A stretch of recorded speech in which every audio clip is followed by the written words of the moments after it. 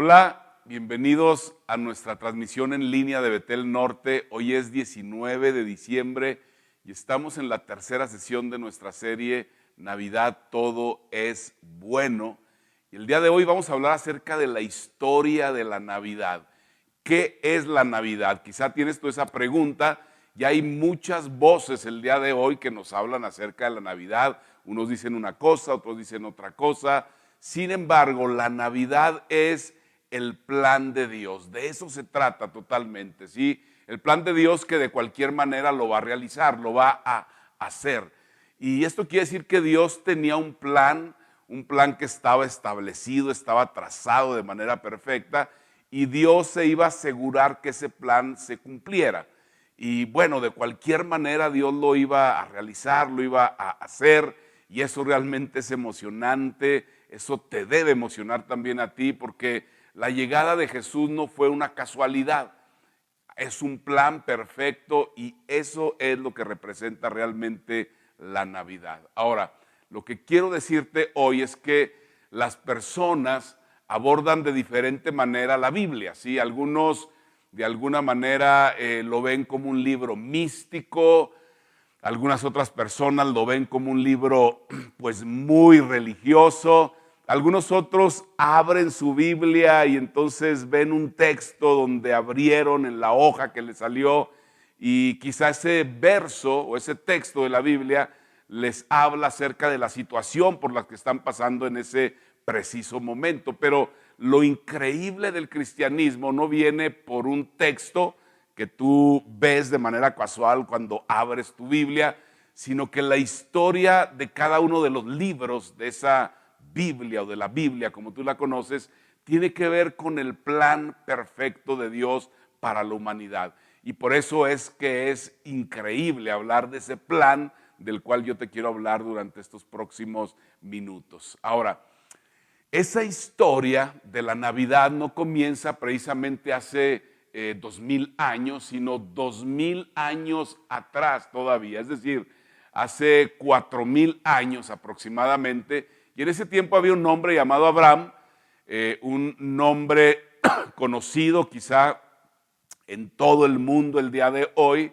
Y después de esos 4000 años, pues entonces sabemos el día de hoy quién es Abraham. Y tú te preguntas, ¿sí, por qué sabemos el día de hoy quién es Abraham? Bueno, porque Dios cumple sus promesas. Y Dios le dijo a Abraham un día que iba a tener una familia numerosa, una familia muy grande, que iba a crecer, que se iba a convertir en una nación de una sola familia de Abraham y que a través de esa nación entonces iban a ser bendecidas todas las naciones, todas las familias de la tierra, de la humanidad, de este planeta. Y cuando Dios le dice esto a Abraham, pues no sabe realmente lo que Dios le está diciendo, de lo que Dios estaba hablándole, pero Dios había determinado algo y lo iba a cumplir, porque así es Dios realmente. Y a pesar de Abraham, con Abraham, sin Abraham, Dios realmente lo iba a cumplir. Y déjame decirte que no es que Abraham colaboró durante todo el tiempo con ese plan de Dios, con esa promesa de Dios. De hecho, en la historia de los libros del Antiguo Testamento vemos cómo Dios utilizaba personas imperfectas para que ese plan que él tenía pues se cumpliera de manera perfecta. Él utilizaba persona tras persona, equivocación tras equivocación, pero finalmente el plan de Dios se iba a cumplir. De hecho, cuando vemos la historia encontramos lo siguiente: personas creían y dejaban de creer, personas se portaban bien y personas se portaban mal, pero el plan de Dios iba a cumplirse. Si estás con alguien ahí el día de hoy acompañándonos, dile, hey, el plan de Dios iba a suceder realmente, porque cuando Dios se propone algo, pues va a suceder, porque va a suceder realmente, porque Dios se ha propuesto hacerlo. Ahora, tú sabes, si asistes con nosotros ya por algunos años, que en esta temporada hablamos mucho acerca de Lucas.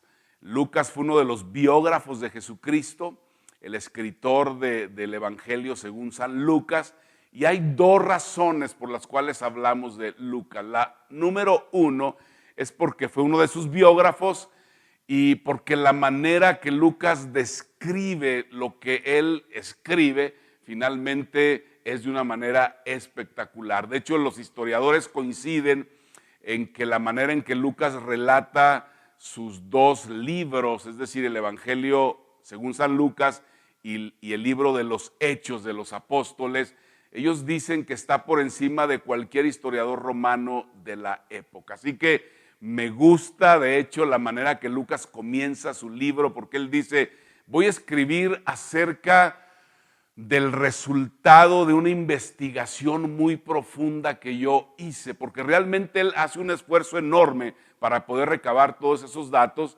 Visitó lugares, entrevistó a muchas personas, su esfuerzo fue minucioso realmente, y lo que realmente sucedió es lo que Lucas escribió, no lo que él oyó en un café de esa época, en un lugar, en una familia, en la calle, no. Y él empieza su carta no precisamente con José, con María, sino él la comienza con un hombre del cual te quiero hablar el día de hoy, que se llamó Zacarías. Y él comienza la historia con este hombre. Zacarías, déjame darte algo de contexto de él, era uno de los miles de sacerdotes que ministraban en el templo en esa época.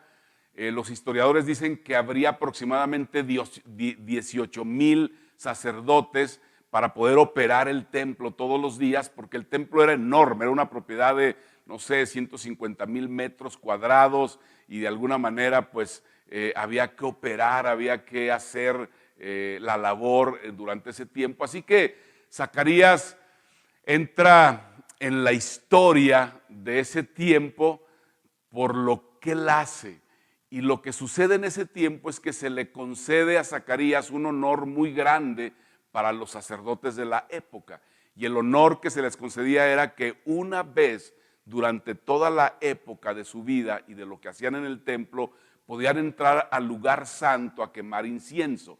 De tal manera que solamente una vez, no entraba acompañado, entraba solo ese sacerdote, con nadie. Y bueno, era lo mejor que le podía pasar a una persona que se dedicaba a lo que se dedicaba Zacarías, ¿sí? Y no fue escogido Zacarías, de hecho no era mejor que otras personas, porque en ese tiempo se echaban suertes para poder elegir quién entraba. Y entonces afuera se quedaban todas las demás personas orando y esa era la costumbre. Ahora, cuando ya está Zacarías adentro, en ese lugar, en el lugar santo, se le presenta un ángel. Imagínate lo que está viviendo Zacarías en ese momento. Y entonces Zacarías se asusta cuando se presenta ese ángel. Yo creo que te hubiera pasado lo mismo a ti o a mí que le pasó a Zacarías. Y este ángel le dice, hey, tranquilo, no tengas miedo. Dios ha escuchado tus oraciones y tu esposa Elizabeth, porque estaba casado Zacarías, va a tener un hijo y ese hijo va a ser varón. Y le vas a poner Juan, de hecho, a ese hijo que tú vas a tener. Ahora, ese día fue un día increíble, fue un día extraordinario para Zacarías. Se le concede el honor de entrar a ese lugar, el cual era una sola vez durante toda su vida, a quemar incienso en ese lugar santo. Él ora en ese lugar y la oración que él tenía por tiempo se le va a conceder. Te la voy a cumplir, te la va a cumplir Dios, le dice este ángel. Y ve lo que responde Zacarías. Quiero que me acompañes ahí, si traes o tienes tu Biblia a la mano, en el capítulo 1 estamos viendo del Evangelio de Lucas. Y esto es lo que contesta Zacarías. Dice, ¿cómo podré estar seguro de esto?, preguntó Zacarías al ángel. Yo soy anciano y mi esposa también es de edad avanzada. Ahora, la duda, por lo que yo veo aquí, se presenta en Zacarías. Dice, ¿sucederá realmente lo que me está diciendo este ángel? Y entonces ve lo que contesta el ángel. Le dice, yo soy Gabriel y estoy a las órdenes de Dios. Le contestó el ángel, he sido enviado para hablar contigo y darte estas buenas noticias. En otras palabras, el ángel le dice, ¿sabes quién soy? ¿Sabes que soy un ángel? ¿Sabes que soy un enviado de Dios? ¿Acaso no te basta que soy un enviado de Dios? ¿Por qué tienes dudas? Y ve lo que continúa el texto diciendo, pero como no creíste en mis palabras, las cuales se cumplirán a su debido tiempo, te vas a quedar mudo. no podrás hablar hasta el día en que todo esto suceda. Ahora, esto me encanta porque dice que las palabras de Dios o esta promesa se cumplirá. Se va a cumplir a su debido tiempo, le está diciendo. Dudaste, no creíste, pero va a suceder de cualquier manera. Aún con tus dudas se cumplirá. Dios contestará la la petición más importante que tú has traído delante de Él. Y esto me gusta porque Dios realmente contesta nuestras oraciones, nuestras peticiones. Ve lo que sigue diciendo la historia, el texto. Dice, cuando por fin salió, no podía hablarles, así que se dieron cuenta de que allí había tenido una visión. Se podía comunicar solo por señas, pues seguía mudo. Ahora, yo no dejo de imaginar a Zacarías cómo es que les explicaría que se les presentó un ángel y lo que le dijo el ángel, no sé si le hizo así, ¿verdad? Y así, no sé la manera que él pudo hacer mímica para poder expresar lo que le estaba pasando, pero finalmente termina la semana, regresa con su esposa Zacarías, y lo mismo, yo creo con Elizabeth trata de darse a entender, un ángel, y hablé, y tú y yo, un hijo, no sé cómo realmente se lo expresó, pero se lo comunica. El punto es que finalmente Elizabeth quedó embarazada. Y lo que yo veo en esta historia, que comienza con Abraham, ¿recuerdas? Hace 4000 años aproximadamente, y luego Zacarías, 2000 años después, este ángel que se aparece, las conversaciones que tiene Zacarías con el ángel. En medio de todo esto, lo que yo quiero que no pierdas de vista, por favor, es que listos o no, lo creas o no, Dios lo va a hacer. Repítelo conmigo, por favor. Listos o no, lo creas o no, Dios lo va a hacer. Dios tenía un plan. Abraham no estaba listo. Abraham no entendía ni siquiera, yo creo, lo que Dios le estaba diciendo. Zacarías tampoco, cuando escucha acerca de ese plan, de hecho no creyó. Pero el asunto realmente no tiene que ver con que estés listo o no estés listo, con que creas o no creas, porque Dios tiene un plan y listos o no, lo creas o no, lo va a hacer. Y eso sucedió hace 2000 años con Jesucristo. Ahí fue el cumplimiento y esto tiene implicaciones para nosotros el día de hoy. Y ve lo que sigue diciendo el texto. Dice, a los 6 meses Dios envió al ángel Gabriel a Nazaret, pueblo de Galilea, a visitar a una joven virgen comprometida para casarse con un hombre que se llamaba José, descendiente de David. La virgen se llamaba María. El ángel se acercó a ella y le dijo, te saludo, tú que has recibido el favor de Dios, el Señor está contigo. Ante estas palabras, continúa diciendo el texto, María se perturbó y se preguntaba qué podría significar este saludo. No tengas miedo, María, Dios te ha concedido su favor, le dijo el ángel. Es decir, hey María, Dios te escogió, no tengas miedo. Y entonces María está como pensando cómo será. Y el ángel le explica cómo va a ser. Le dice, mira, quedarás encinta, dice el texto, y darás a luz a un hijo y le pondrás por nombre Jesús. Él será un gran hombre y lo llamarán Hijo del Altísimo. Dios, el Señor, le dará el trono de su padre David. Ahora, María era una jovencita judía que entendía perfectamente lo que este ángel estaba diciendo, entendía perfectamente el tema del Mesías prometido para el pueblo judío. Y continúa y dice, y reinará sobre el pueblo de Jacob para siempre. Su reinado no tendrá fin. Ahora, tenía dudas María, como todos, pero sus dudas eran, o más bien tenían que ver con curiosidad, es decir, cómo sucedería lo que este ángel estaba diciendo a ella. Entonces ella responde, ¿cómo podrá suceder esto? Dice el texto, le preguntó María al ángel, puesto que soy virgen? Le contesta, el Espíritu Santo vendrá sobre ti y el poder del Altísimo te cubrirá con su sombra. Así que el santo niño que va a nacer lo llamarán Hijo de Dios. Qué textos, la verdad, qué emocionantes. Y aquí quiero hacer una pausa, porque quizá tú puedes estar pensando lo siguiente, digas, Alfonso, lo de los ángeles te lo paso, está bien que Zacarías y María tuvieron un encuentro con un ángel, pero un nacimiento virginal, Alfonso, por favor, si tengo que creer en esto para ser un seguidor de Jesucristo, realmente es muy complicado para mí. Ahora, déjame decirte algo, te entiendo perfectamente y quizá tal vez desconoces la historia del Nuevo Testamento, porque lo que Lucas escribió fue cuando Jesús ya había estado aquí en el planeta Tierra, ¿sí? Ya habían pasado muchos años de que Jesús había estado, había vivido, nacido, vivido la muerte, la resurrección de Jesús. Ya tenía miles de seguidores este movimiento. Y entonces realmente el cristianismo, y tú puedes preguntarme, ¿qué tiene que ver esto? Bueno, que el cristianismo no comenzó porque la gente se enteró que Jesús venía de un nacimiento virginal. Así de sencillo.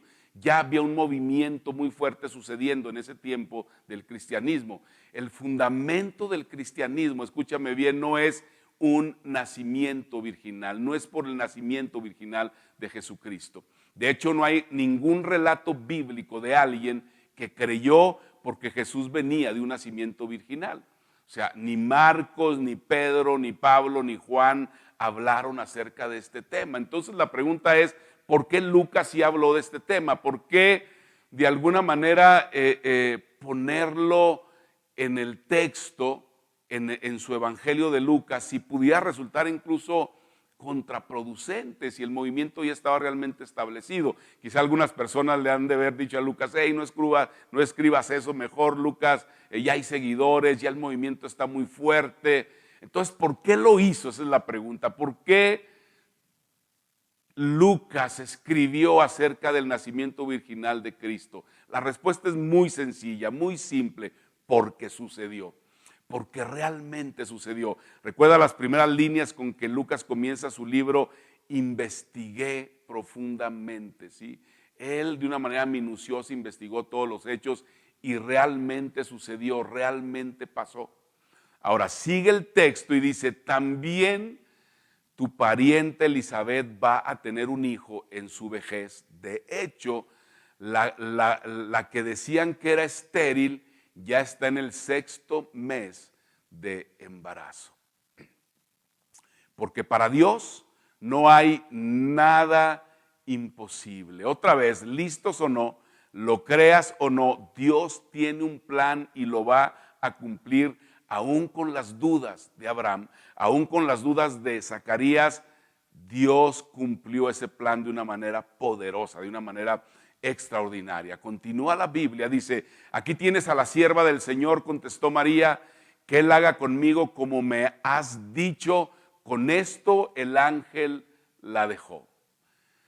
Ahora, la historia de la Navidad es un recordatorio de que Dios cumple sus promesas. Ahí dilo conmigo el día de hoy, Dios cumple sus promesas, y ante cualquier situación que tú puedas estar viviendo el día de hoy, por muy complicada que sea, por muy difícil que sea, necesitas recordar esta cosa: Dios cumple sus promesas y tiene un plan para la humanidad, y Jesús fue el cumplimiento de ese plan tan extraordinario.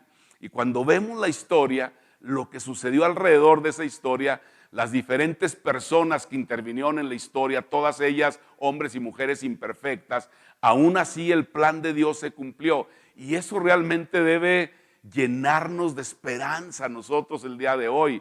Y lo que hace que ese plan sea espectacular, sea extraordinario, sea tan atractivo realmente.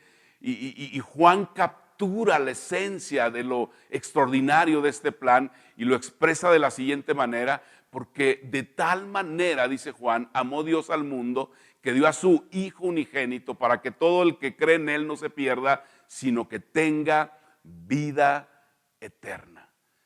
qué manera de Juan de poder capturar realmente este mensaje. Así que así lo hizo él. Y la razón que Juan capturó esto es que Dios nos ama. Por eso envió a su Hijo.